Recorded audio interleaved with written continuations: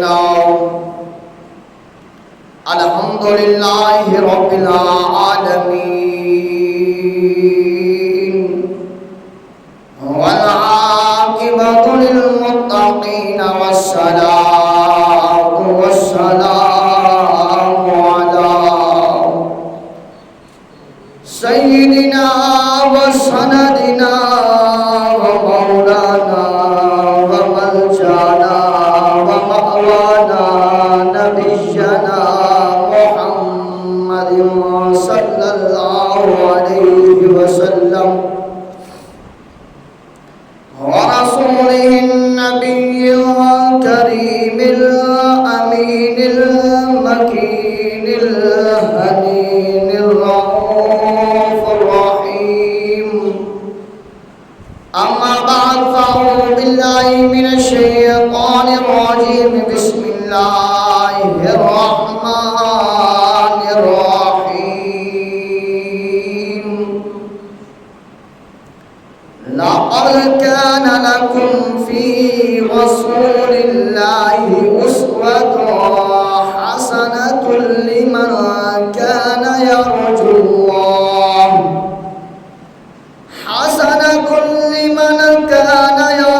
الله واليوم الآخر وذكر الله كثيرا.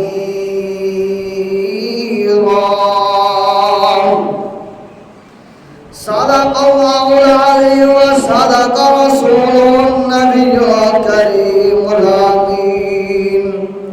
اللهم رب اشرح لي صدري ويسر لي أمري واحلل عقدة من لساني يفقهوا قولي. اللهم رب زدني علما نافعا. اللهم رب زدني علما. پتھر کو ایسا تراشا کہ نگینا بنا دیا. پتھر کو ایسا تراشا کہ نگینا بنا دیا.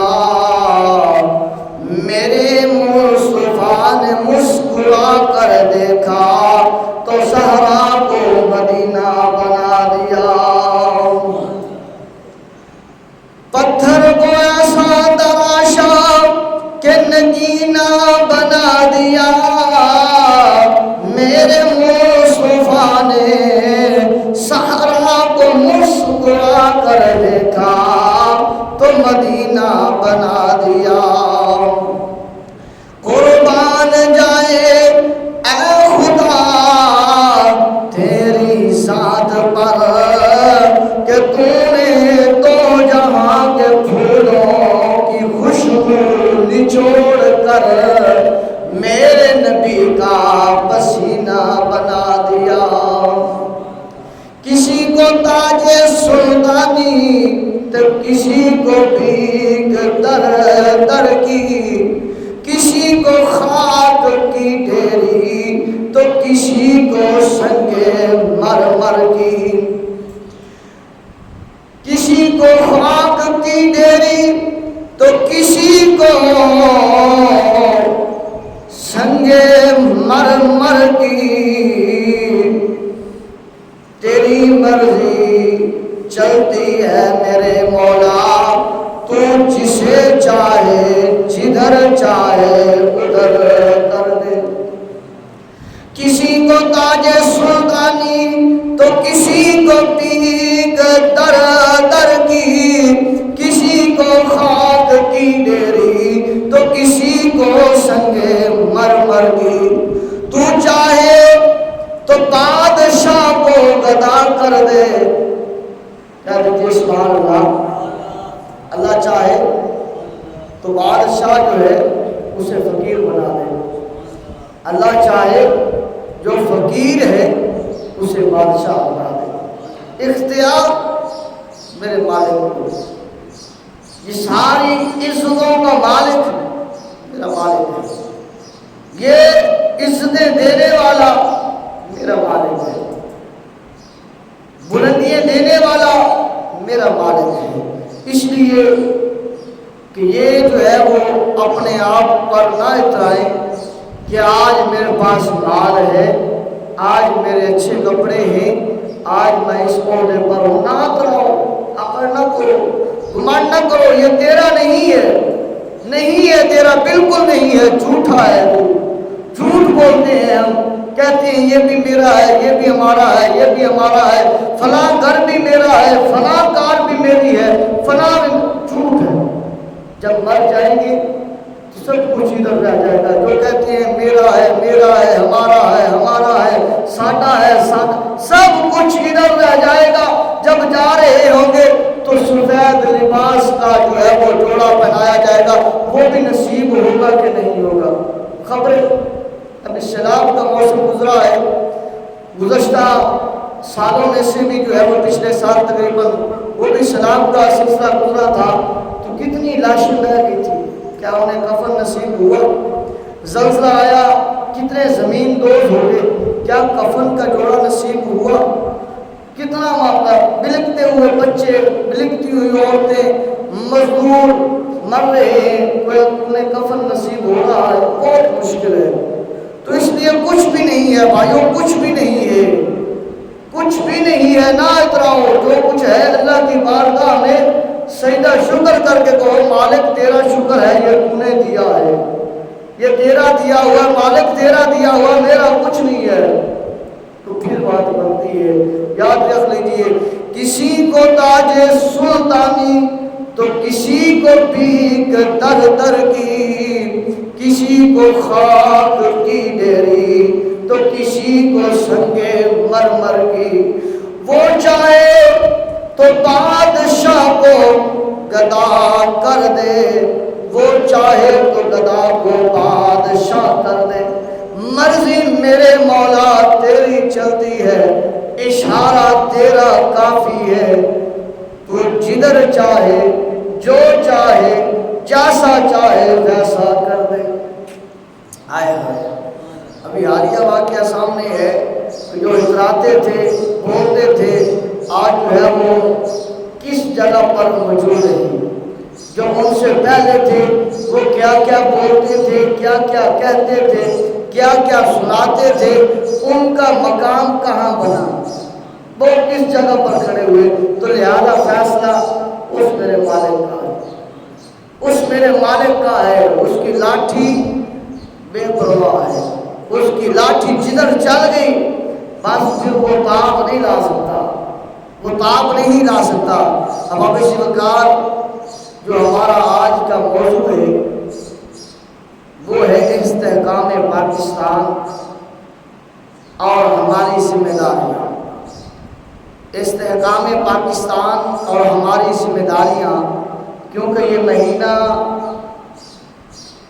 اسلامی روح کے ساتھ محرم الحرام کا ہے، اور دوسری تاریخ کے حوالے سے یہ اگست کا مہینہ ہے، بڑا اہمیت کا حامل ہے، وہ اس لیے کہ 14 اگست کو اللہ تبارک و تعالیٰ نے امت مسلمہ کو امت پاکستان عطا فرمایا، امت مسلمہ کو، ایمان والوں کو، کلمہ گو کو اللہ تبارک و تعالیٰ نے ایک وطن عطا فرمایا جس کا نام ہے پاکستان۔ پاکستان، یہ بتایا جاتا ہے یہ پاک جو ہے یہ ہے کلمہ طیبہ والا، جیسے ہم کہتے ہیں کہ پہلا کلمہ طیب، طیب مانے پاک، تو یہ پاک لفظ جو ہے یہ وہاں سے نکالا گیا ہے کہ پہلا کلمہ طیب، طیب مانے پاک، طیب طاہر، ٹھیک ہے، پاک، یہ وہ پاک ہے، یہ حصہ پاک جو ہے وہ شامل کیا گیا ہے۔ آگے جو لفظ ستان ملایا گیا ہے، پاکستان، ستان لفظ جو ملایا گیا ہے یہ فارسی کا لفظ ہے، اور اس کا مطلب ہوتا ہے کوئی جگہ باغیچہ، گلستان جیسے ہوتا ہے، گلستان شہر ہو گیا، باغیچہ ہو گیا، اسی طرح یہ شہر یعنی کہ ملک جو ہے وہ بن گیا پاکستان۔ جب یہ دونوں لفظ ملیں گے، پاک والا بھی اور ستان والا بھی، تو یہ مل کر بن گیا پاکستان۔ تو لہذا یہ کلمہ طیبہ کے ساتھ اس کو نسبت ہے، اس لیے فرمایا یہ بھی کہ پاکستان کا مطلب کیا؟ لا الہ الا اللہ۔ کہہ دیجیے پاکستان کا مطلب کیا؟ لا الہ الا اللہ۔ آگے نعرہ مکمل تب ہوگا جب ساتھ میں یہ بھی کہا جائے کہ دستور ریاست کیا ہوگا؟ محمد رسول اللہ۔ اب یقین جانیے، اب ہم خود ہی بیٹھے ہیں کہ ابھی جو 14 اگست والا دن آنے والا ہے اس میں کیا کچھ نہیں ہوگا، کیا کچھ نہیں ہوگا، اعلیٰ سطح پر بھی اور نجی سطح پر بھی، عام عوام الناس میں بھی اور گلی چوراہوں میں بھی اور شہروں میں بھی کیا کچھ نہیں ہوگا۔ بڑے بڑے لیڈر ہوں گے وہاں پر جو ہے وہ ناچ گانا شروع ہوگا، وہاں پر جو ہے وہ مجرے چل رہے ہوں گے، بڑا بڑا ساؤنڈ لگا ہوگا اور جو ہے وہ عزتوں کے گلشن کھلائے جا رہے ہوں گے اور جو ہے وہ بڑا بڑا بول کے بتایا جا رہا ہوگا کہ یہ ملک جو ہے یہ ایٹمی پاور ہے، ایٹمی طاقت ہے، فلاں ہے، فلاں ہے، فلاں ہوا، فلاں ہوا۔ وہاں پر تمہیں یہ کہتے ہوئے سنائی دینا بہت مشکل ہے، بہت مشکل ہے کہ وہاں پر بتایا جا رہا ہوگا کہ نظریہ پاکستان کیا تھا، پاکستان بنانے کا مقصد کیا تھا۔ جب ہندو اور مسلمان آپس میں مل کے رہ رہے تھے، اس وقت بھی زندگی گزر رہی تھی، تو ایک الگ جو ملک بنایا پاکستان، اس کا مقصد کیا تھا؟ یہ جو ہے وہ سننے کو بہت مشکل ملے گا، اور یہ بھی سننے کو بہت مشکل ملے گا کہ پاکستان کا مطلب کیا؟ لا الہ الا اللہ۔ اور اس نعرے کو ساتھ جو ہے وہ حکمران یا وہ بادشاہ مکمل کرتا ہوا دکھائی دے یا کرواتا ہوا سنائی دے کہ دستور ریاست کیا ہوگا؟ محمد رسول اللہ۔ بہت مشکل ہے، حالانکہ ہونا تو یہی چاہیے تھا کہ جس طرح نام اعلیٰ ہے پاکستان، کلمہ طیبہ پاک ستان گلشن شہر، اور ساتھ اس کی نسبت جو ہے مدینہ طیبہ کے ساتھ بھی ملتی ہے، مدینہ طیبہ کے ساتھ بھی اس کی نسبت ملتی ہے۔ وہ کیسے کہ مدینہ طیبہ، اس میں طیبہ استعمال ہو رہا ہے عربی میں، یہاں پر اس کا مطلب استعمال ہو رہا ہے پاک کی صورت میں۔ وہاں طیبہ پاک ہے، یہاں پاک جو ہے وہ اس کا مطلب ہے۔ وہاں مدینہ شہر ہے، یہاں فارسی میں جو ستان استعمال ہوا ہے وہ شہر ہے۔ مدینہ طیبہ پاک شہر، پاکستان پاک شہر، پاک ملک۔ کس قدر پیاری نسبت ہے اور کس قدر جو ہے اس کو اللہ تبارک و تعالیٰ نے نعمت کے طور پر ہمیں عطا فرمایا ہے، اور ہم ہیں کہ اللہ تبارک و تعالیٰ کی عطا کردہ نعمت کا شکر ادا نہیں کرتے۔ جو صحیح معنوں میں شکر ادا کرنے کا حق بنتا ہے کہ آج ہر بندہ جو ہے اپنے آپ کو پاکستانی تو کہہ لیتا ہے، پر پاکستانی بن کے دکھانا وہ بہت مشکل ہو جاتا ہے۔ جیسے آج ہم ہر ایک جو ہے وہ کہہ لیتے ہیں کہ ہم مسلمان ہیں، پر ہم جو ہے وہ اس پر پورا اترے، یہ جو ہے وہ بہت مشکل ہے۔ کہ مسلمان کو فرض کیا ہے؟ کلمہ پڑھنے کے بعد دار اسلام میں داخل ہونے کے بعد سب سے زیادہ فرض جو بتایا گیا ہے وہ نماز ہے۔ تو ہم سارے مسلمان ہیں، پر نماز کے وقت جب اللہ اکبر کی صدا بلند ہوتی ہے، جب نماز کے لیے بلایا جاتا ہے تو اس وقت ہم کہاں ہوتے ہیں؟ اس وقت ہم کدھر ہوتے ہیں؟ جس جگہ پر ہو کیا ہم نماز پڑھنے کے لیے وہاں اللہ کے گھر پہنچتے نہیں؟ بہت مشکل ہے۔ بہت مشکل ہے۔ اس وقت ہم کہتے ہیں نہیں دکان بند کر کے آئیں گے تو وہ گاہک جو ہے وہ خراب ہو جائیں گے، گاہک آگے چلے جائیں گے۔ اگر ہم جو ہے وہ کھیت چھوڑ کر آئیں گے کھیت جو ہے وہ خراب ہو جائے گا۔ اگر ہم ڈنگروں کو چھوڑ کر آئیں گے تو یہ ہو جائے گا۔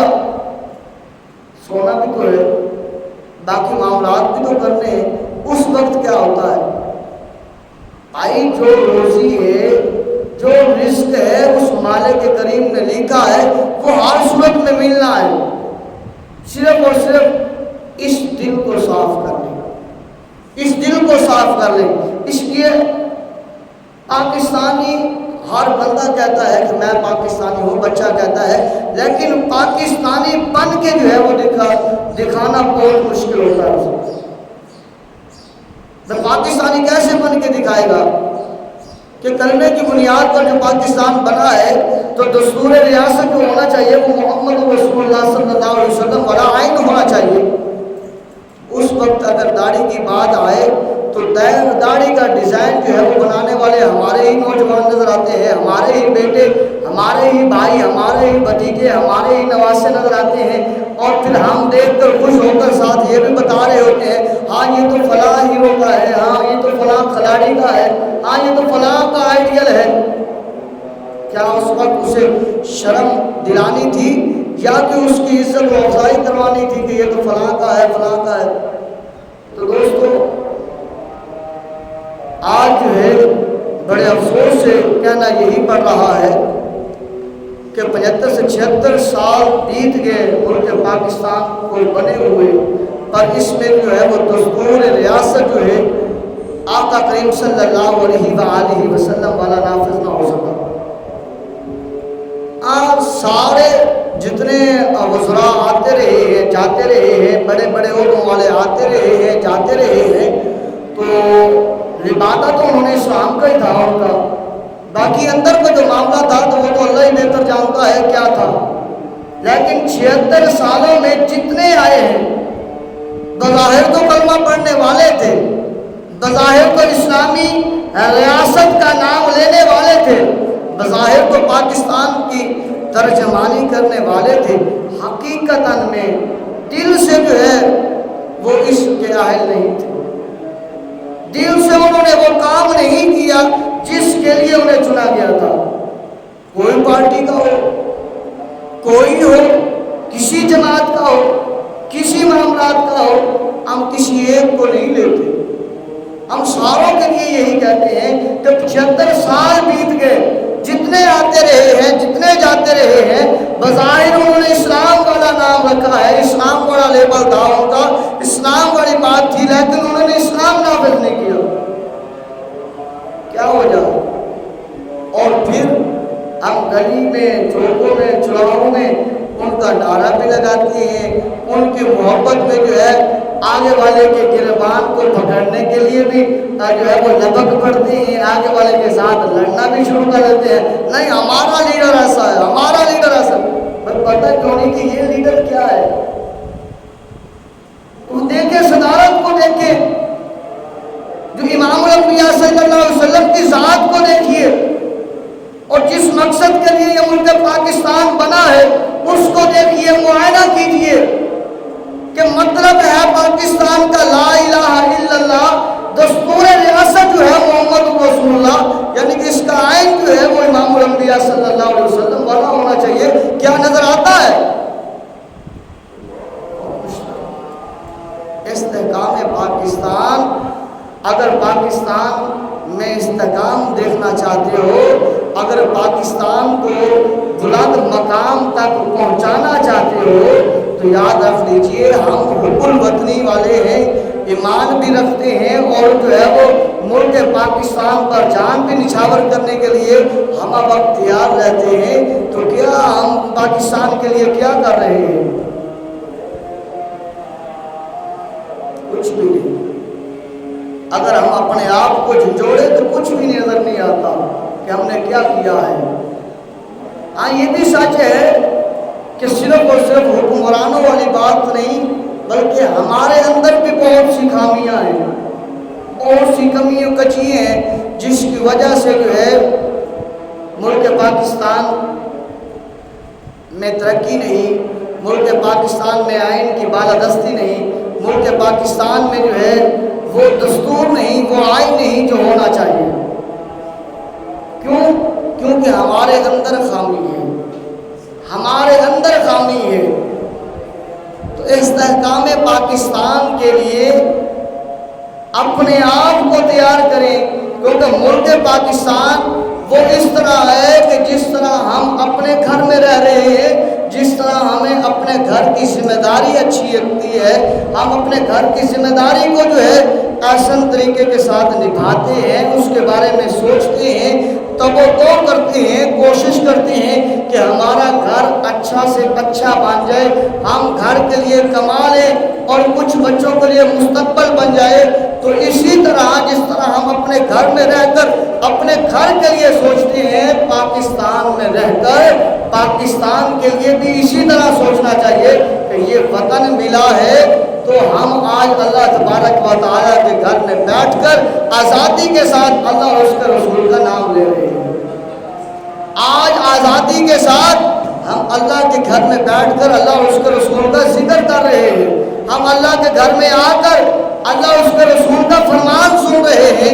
یہ وطن ہے تو ہم ہیں، یہ وطن نہ ہو تو ہم کہاں ہوتے، ہمیں کہاں یہ نصیب ہوتا۔ تو استحکام پاکستان میں ہماری ذمہ داری یہی بنتی ہے کہ جس طرح ہم اپنے گھر کو سنوارتے ہیں، اسی طرح ملک پاکستان کو سنوارنے میں اہم کردار ادا کریں۔ کیسے؟ جب ہم گھر میں دیکھتے ہیں کہ بندہ جو ہے وہ خود بوڑھا ہو رہا ہے تو وہ ادھر ادھر دیکھتا ہے کہ اس کی اولاد میں سے کون سا اس کا بیٹا عاقل ہے جو اس پورے گھر کو لے کر آگے چلے۔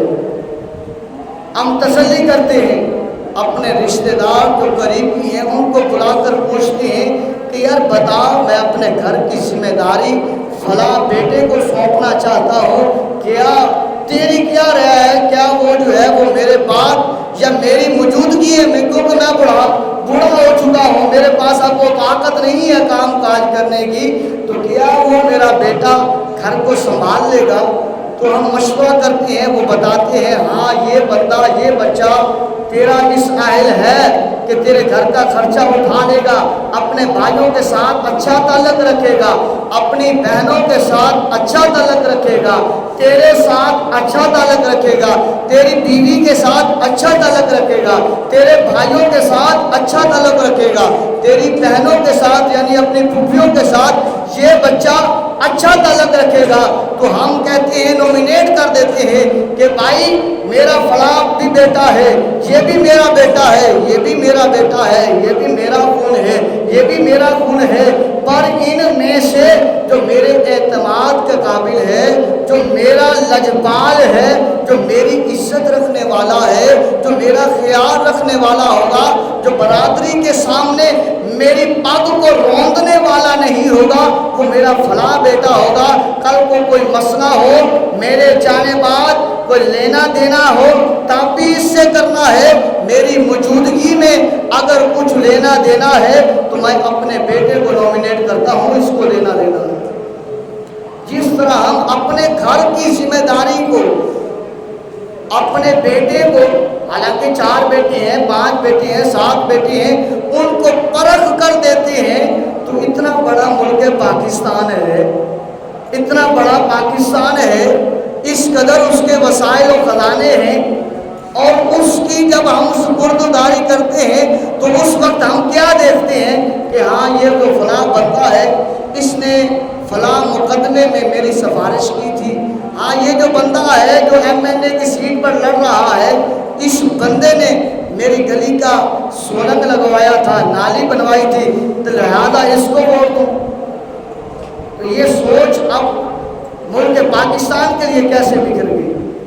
اپنے گھر کے لیے تو بڑا مشورہ کیا، اپنے گھر کے لیے تو دن رات سوچتا رہا کہ میرے گھر کو سنبھالنے والا میرا ان 7 بیٹوں میں سے کون سا بیٹا ہے، ان 4 بیٹوں میں سے کون سا بیٹا ہے، اپنے خون کے لیے تو بڑی توڑو کرتا رہا ہے۔ جب ووٹ کی ذمہ داری آئی ہے، جب بیعت کرنے کی ذمہ داری آئی ہے، اس وقت دیکھا ہی نہیں ہے، سوچا ہی نہیں ہے، بس اس نے فلاں جگہ پر مجھے چائے پلا دی تھی، اس نے فلاں جگہ پر میری گاڑی میں پیٹرول ڈلوا دیا تھا، اس نے جو ہے وہ میری گلی کا سولنگ یا نالی بنوا دی تھی، اس نے فلاں جگہ پہ میری اہمیت کر دی تھی، تو لہذا اس کو ووٹ دے دوں، یہ بھی غلط ہے۔ تو لہذا جس کو ووٹ دیں وہ بھی پرکھیں، دیکھیں کیا وہ اہل ہے، کیا وہ امانت دار ہے، دیانت دار ہے، تو پھر اسے ووٹ دیں، نہیں تو نہ دیں۔ کوئی نہیں، ایک ووٹ کی خاطر جو ہے وہ اگلا بندہ رک نہیں جائے گا، لیکن آپ تو اس کی برائی میں شامل نہیں ہوگے نا، آپ تو اس کے برے میں حمایت نہیں کرو گے۔ محرم کا مہینہ بھی چل رہا ہے، کربلا کی زمین پر امام حسین جو گئے تھے ان کا مقصد کیا تھا؟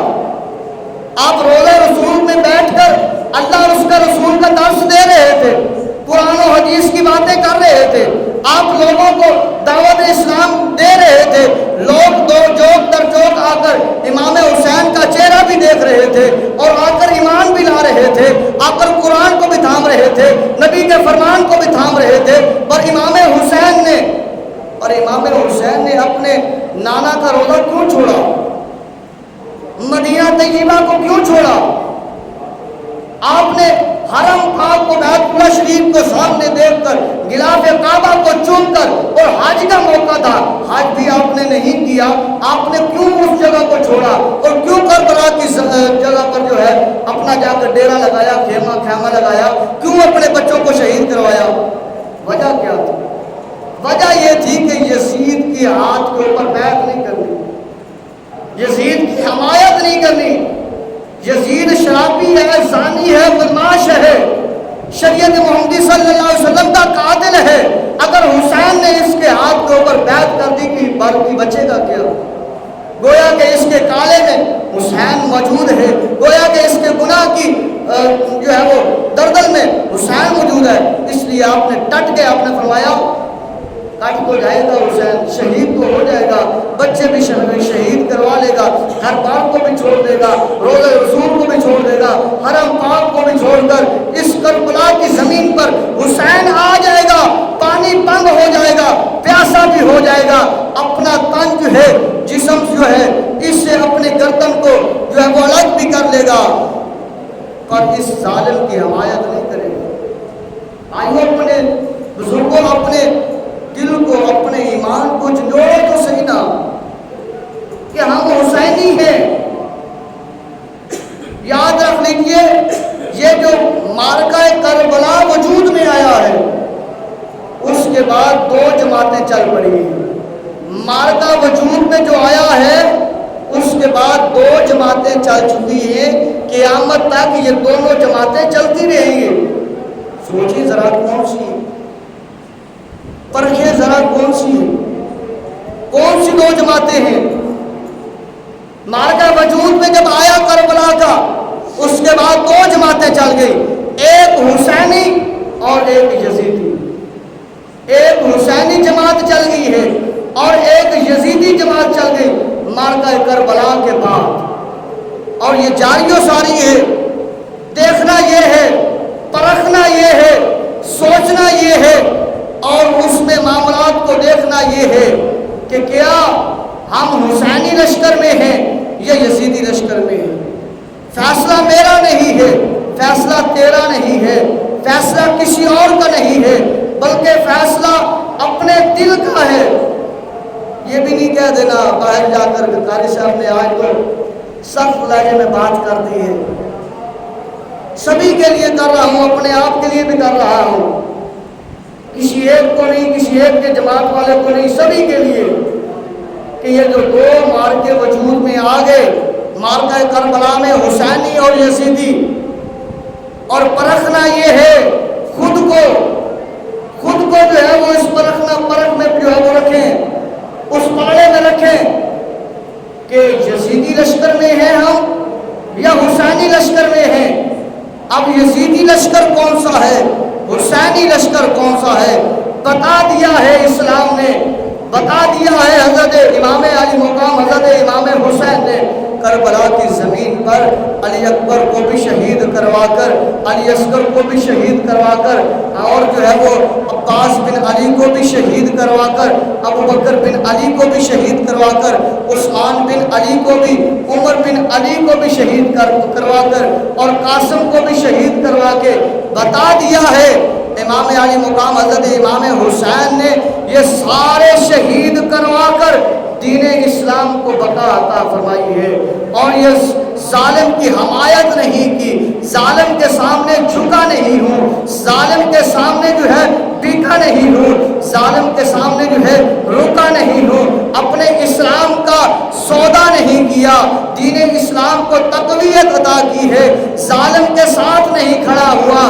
بلکہ مظلوم کے ساتھ کھڑا ہوا ہوں۔ فرمایا یاد رکھ لو قیامت تک یہ دونوں لشکر جو جاری ہیں، ایک حسینی لشکر ہے، ایک یزیدی لشکر ہے۔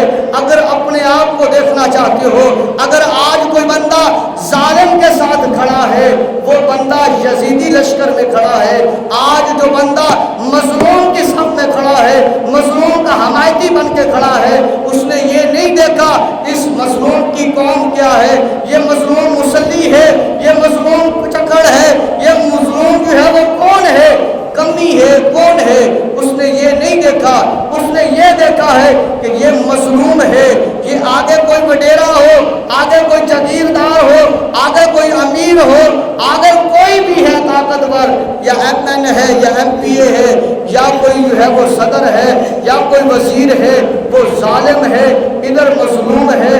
حمایت جو اس بندے نے مظلوم کی ہے، حمایت جس بندے نے مظلوم کے ساتھ کی ہے، ہمدردی جس بندے نے مظلوم کے ساتھ کی ہے، جو بندہ مظلوم کا درد اپنے سینے میں رکھتا ہے، جو بندہ مظلوم کے لیے آواز اٹھاتا ہے، جو بندہ مظلوم کے لیے کھڑا ہوتا ہے، یاد رکھ لیجئے آج بھی وہ حسینی لشکر میں چل رہا ہے۔ جو بندہ ظالم کی صف میں کھڑا ہے، ظالم کی حمایت کر رہا ہے، تو وہ اپنے آپ کو متقی و پرہیزگار بھی ساتھ کہتا ہے، نماز بھی پڑھتا ہے، اللہ اللہ بھی کرتا ہے، ساتھ بیٹھ جا کر جو ہے اس وڈیرے اس ظالم کے ساتھ جو ہے وہ کھڑا ہے، اور پتہ بھی ہے اس نے اس مظلوم کے ساتھ ظلم کیا، اپنی آنکھوں سے دیکھا، کئی معاملات دیکھے، اس کے باوجود کہتا ہے نا وہ بندہ ٹھیک ہے، کیوں؟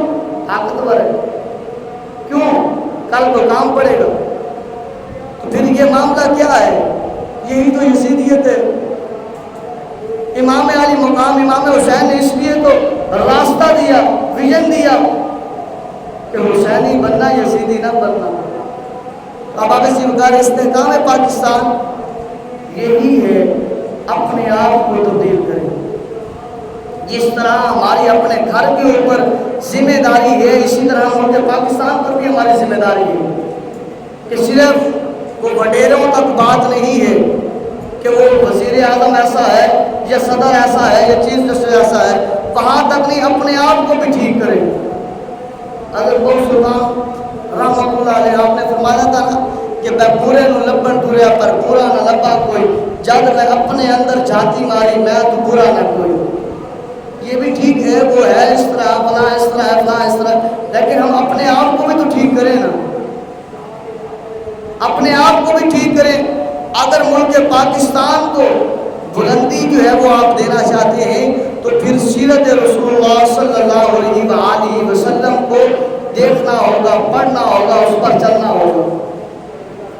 آئیے لے چلیے آپ کو مدینہ طیبہ، امام الانبیاء صلی اللہ علیہ وآلہ وسلم کی پرنور کچہری کی طرف۔ امام الانبیاء صلی اللہ علیہ وسلم کا دور موجود تھا، آقا کریم صلی اللہ علیہ وآلہ وسلم کے دور میں ایک عورت جو ہے جس کا نام فاطمہ ہے، اس نے چوری کی، اور اس چوری کی وجہ سے وہ پکڑی جاتی ہے، اور پتہ چل جاتا ہے کہ یہ فلاں قبیلہ بنو مخزوم جو ہے یہ وہاں کی ہے۔ قبیلہ بنو مخزوم بڑا طاقتور تھا، عزت والا، شہرت والا تھا۔ اب یہ لڑکی کا پتہ چلا یہ فاطمہ نامی عورت جو ہے یہ فلاں قبیلے کی ہے، اس نے چوری کی ہے۔ اب امام الانبیاء صلی اللہ علیہ وآلہ وسلم کی پاک بارگاہ میں یہ مقدمہ آ جاتا ہے۔ رسول اللہ صلی اللہ علیہ وسلم گواہان کو دیکھتے ہیں، گواہان کی موجودگی میں پتہ چل جاتا ہے کہ یہی لڑکی ہے جس نے یہ چوری کی ہے، اور وہ لڑکی اقرار کر لیتی ہے گواہوں کی موجودگی میں کہ یہ چوری میں نے کی ہے۔ اب ثابت ہوگی چوری۔ انصاف کو دیکھ لیجیے، اور آج کے انصاف کو پرکھنا کیسا ہوگا۔ امام الانبیاء صلی اللہ علیہ وسلم نے فیصلہ فرما دیا کہ اس عورت کا، فاطمہ کا ہاتھ جو ہے وہ کاٹا جائے گا۔ اب فلاں دن کاٹا جائے گا، وقت تعین ہو گیا، فلاں دن اس عورت فاطمہ کا ہاتھ کاٹا جائے گا کیونکہ چوری کی ہے۔ ادھر قبیلے والے جو ہے وہ بھاگے دوڑے، جس طرح آج کسی پر ہو جائے تو وہ دیکھتا ہے، ٹیلی فون کرتا ہے، اور پہلے سے ہی جو ہے وہ بدمعاشی کرنے سے پہلے ہی کہہ دیتا ہے فلاں جو ہے وہ میرے باپ کا دوست ہے، فلاں جو ہے وہ میرا ماموں ہے، فلاں جو ہے وہ میرا فلاں ہے، اور پھر بدمعاشی کرتا ہے۔ ادھر یہ قبیلے بنو مخزوم والے اپنی عزت کو بچانے کے لیے کہ ادھر ہاتھ بھی کٹتے ہیں، ادھر ہماری ناک بھی عزت والی کٹتی ہے، کہیں ایسا ہو کہ چلو ہاتھ کٹنے سے بچ جائے، کوئی ایسا سفارشی ڈھونڈے، کوئی ایسا مہرہ ڈھونڈے جو نبی پاک صلی اللہ علیہ وسلم تک پہنچے، امام الانبیاء صلی اللہ علیہ وسلم کی پاک بارگاہ میں سفارش ہو جائے، اور یہ ہاتھ کٹنے والا معاملہ جو ہے وہ تھم جائے، رک جائے۔ امام الانبیاء صلی اللہ علیہ وسلم کے غلاموں، اب انہوں نے دیکھا، اپنی نظر کو دوڑایا، اور انہیں نظر میں آیا حضرت اسامہ بن زید رضی اللہ عنہ۔ یہ آقا کریم صلی اللہ علیہ وآلہ وسلم کے بڑے پیارے صحابی تھے۔ وجہ کیا ہے؟ منہ بولے پوتے بھی تھے۔ حضرت زید بن حارثہ کا آپ نے نام سنا ہے۔ حضرت زید بن حارثہ کو امام الانبیاء صلی اللہ علیہ وسلم نے اپنا منہ بولا بیٹا بنایا تھا، اور یہ جو اسامہ بن زید ہیں یہ انہی کے بیٹے تھے۔ امام الانبیاء صلی اللہ علیہ وسلم بڑی محبت کرتے تھے۔ انہوں نے حضرت اسامہ بن زید کو کہا کہ بات یہ ہے کہ آپ رسول اللہ صلی اللہ علیہ وسلم کی قربت میں رہتے ہیں، رسول اللہ صلی اللہ علیہ وسلم کی پاک بارگاہ میں یہ ہماری سفارش پیش کر دیں کہ رسول اللہ صلی اللہ